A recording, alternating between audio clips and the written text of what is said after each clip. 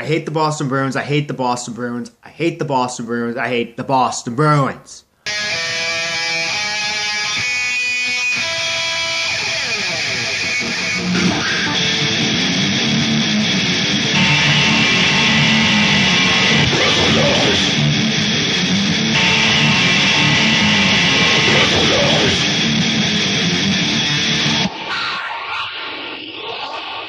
Cats go 1-0-1 on the two games they played this weekend as they lose to Montreal in the shootout in the overtime period 3-2. In this game, we actually got the lead.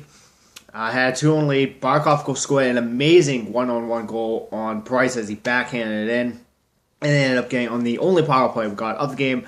He ended up scoring on the tipping as they made it 2-1.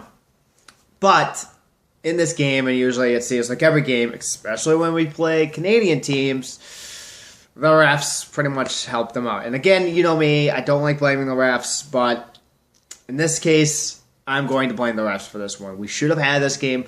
Yeah, should we have capitalized and buried our chances? We should have. But again, we only had one power play, and we cashed in on that. So we can't blame the power play for that. And there was really a no call and a questionable call that I want to talk about in this game specifically. Ekblad got absolutely nailed in the mouth, loses a tooth with a high stick, bleeds everything. No call. They don't call anything. Then about 30 seconds into the overtime period, I believe it was Pavel Trocheck, had the stick and he just tapped the guy in the head. If you look at the replay, you see he just tapped him. Again, and I know they're trying to call, it was that aim at the head, it should be called for a penalty. Because of the safety of the players and all that stuff. But, again, you get a stick up in the head, up in the mouth, you can still do pretty damage to a player. But they don't call that, they called that. And then Montreal is scoring on the power play. So, again, we got a point. Luckily, that night, Ottawa lost to Toronto in the overtime period. And then Boston, unfortunately, won as they absolutely decimated the Rangers. Like, go figure. Like, they play horrible against the weaker clubs, then they dominate against the Rangers. So we go on to Sunday. Boston's playing off against Carolina. We are playing Ottawa. One of the biggest games of this stretch of games for us. And we absolutely dominated Ottawa as we beat them 4-1 in this one. No, 4-2.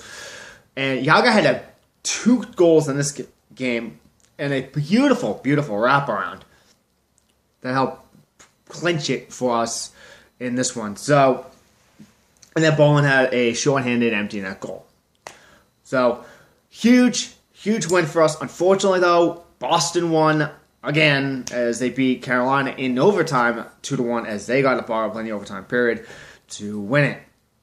So, we head into this game tomorrow. 4 points behind the Boston Bruins. We have to take this game. We don't take this game, I'm pretty much going to say our playoff chances are absolutely slim to none.